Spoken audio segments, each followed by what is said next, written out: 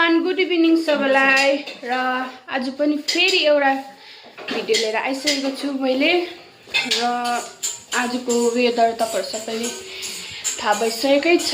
आज चाहिँ धुम्म लागेर एकदमै चिसो छ मौसमै है र आज चाहिँ एकदमै जाडो छ र सो त्यही भएर चाहिँ हामी आज घरमा चाहिँ एकदमै जाडोको खाना मोमो बनाउन आँटेको छु बेलुकाको नाइटको डिनर है।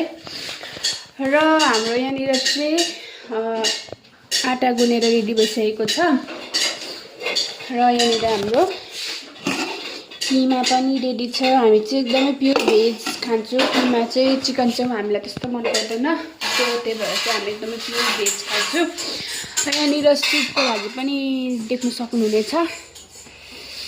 र आज भने वेदर चाहिँ यस्तो छ दिनभरि आज जस्तै थियो घाम पनि त्यस्तो राम्रो लागेन है। धुम्म लागेर जाडो एकदमै चिसो भइसकेको छ।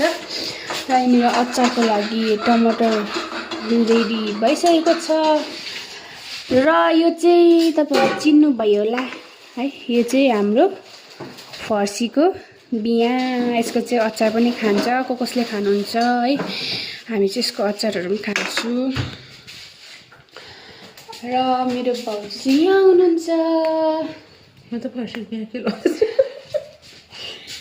र हेर्दै गर्नुहोस्। हामी मोमो बनाउँदै गरेको पनि भिडियो हालिदिन्छु र अहिले टेस्ट गरिसकेर पनि हामी भन्नेछु कस्तो मोमो भएछ किमा कस्तो भएछ मोमो टेस्टी भयो कि भएन। मोमोको किमा बनाउने मान्छे चाहिँ यहाँ हुनुहुन्छ हाम्रो भाउजू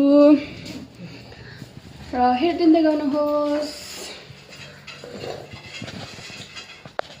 जाडोको हाम्रो यो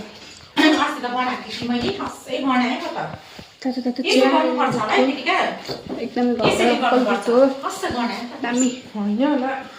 म चाहिँ चिनीको चिया चाहिँ खाँदिनँ मन पर्दैन मलाई चाहिँ प्रायः जस्तो नुनको चिया खान्छु म चाहिँ हो।